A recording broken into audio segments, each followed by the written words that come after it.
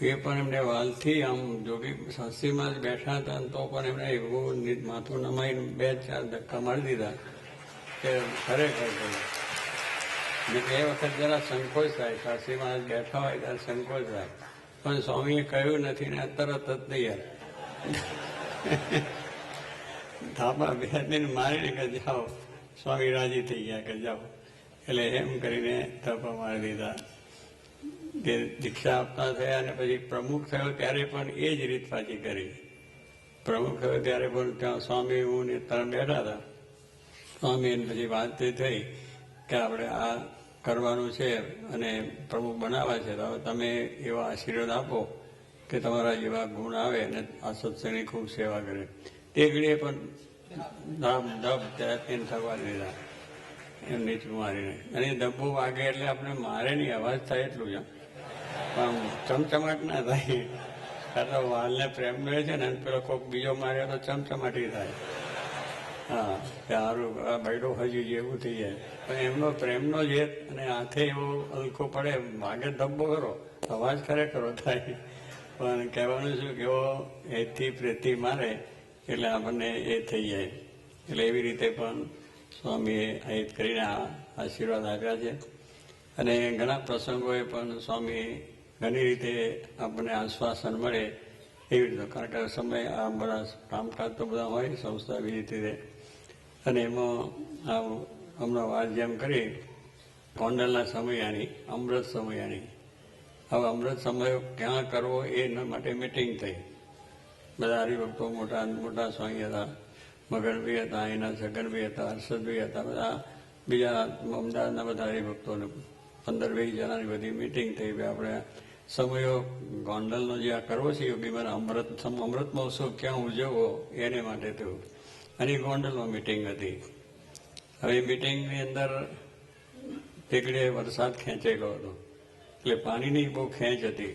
પાણી અને ગોંડલના પોતે ત્યાં મંદિરમાં પણ એવો કૂવો નહોતો જ્યાંથી પાણી મળી શકે, ગામમાં બીજે કંઈ નહોતું.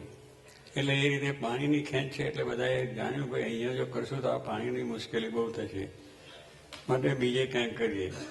એટલે અમારા મગનભાઈ સેક્રેટરી હતા, એક આપણે બોચાસન કરીએ.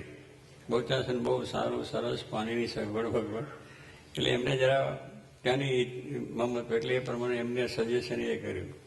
મોટા સ્વામી હતા આપણા, એ અટલાદરા, તો કે અટલાદરામાં બધી સગવડ બહુ સારી છે, ત્યાં પણ થાય. એ ખેંચા તન ચાલી કે આ પાણીનું અહીં છે, એટલે પછી અહીં છગનભાઈ બધા હતા કે ભાઈ આ પાણીની સગવડ નથી, એટલે આપણે અહીંયા સમય કરતા બીજે ક્યાંક સગવડ થાય અને અનુકૂળ થાય ત્યાં કરીએ. એ બધી વાતચીત ચાલે.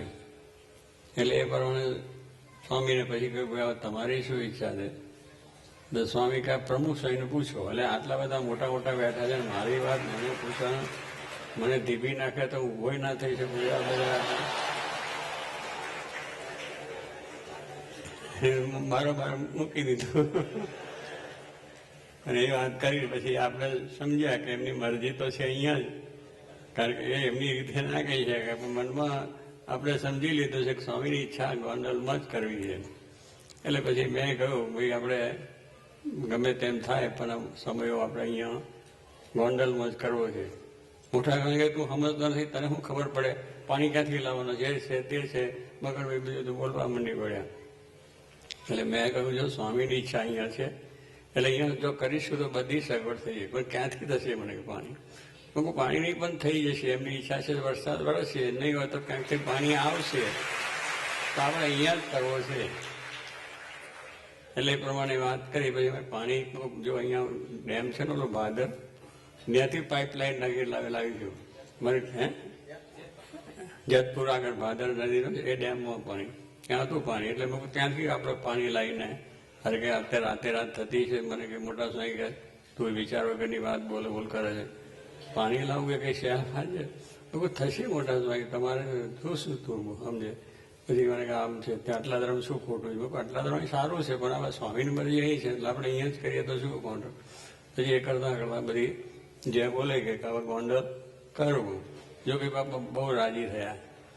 પછી સભા મિટિંગ થઈ રહી અને મને બોલાવીને વાત કરી કે તમે બહુ સારું કામ કર્યું, અને ત્યાં પાછો નીચે નમાઈને 2 જ ધબ્બા થકાડેલા. મને કે આપણે ગોંડલ અક્ષરડીમાં જ જોયું છે, અક્ષરડીનો મહિમા વધારો છે. અને આ તમે કામ કર્યું એટલે મારા સ્વામી શાસ્ત્રી મહારાજ રાજી થઈ ગયા અને ડેરીનો રાજીપો થઈ ગયો તમારા ઉપર. એટલે આવી રીતે મને એમને રાજીપો આપણને બતાવ્યો. આપણે શું કરવાના વાત શું છે, પણ એમ કેવું એવું વાલ પ્રેમથી વાત કરે. એટલે આવી રીતે એમને ઘણા પ્રસંગોની અંદર આપણને રાજીપો બતાવીને સુખ્યા કર્યા છે. અને બધા તો સંસ્થાનો કામ તો ઘણો, એ બધાની અંદર પણ એમની જે પ્રેરણા, એમની જે રીતભાત, એનાથી પણ આપણને ઘણું ઘણું બળ કે પછી ઘણી ઘણી ગૂંચવણો હોય તો ત્યાં જઈએ એટલે થાપો મારી દે કે કશું જ થવા નથી, જાઓ. એટલે એવી રીતે ઘણા પ્રસંગોની અંદર બધી રાજીપો બધું બતાવ્યું છે. એટલે એમનું વાલ ને પ્રેમ, એમની સાધુતા, એમની નમ્રતા, વિવેક, વિનય, કોઈ પણ રીતે કોઈને દુઃખ ન થાય એ રીતે આખું કાર્ય કરવાની રીતભાત એ અલૌકિક ને દિવ્ય હતી. તો એવા પુરુષ આપણે મળ્યા છે અને બધા સુખ્યા છે અને વિશેષ સુખ્યા થઈએ એ જ પ્રાર્થના.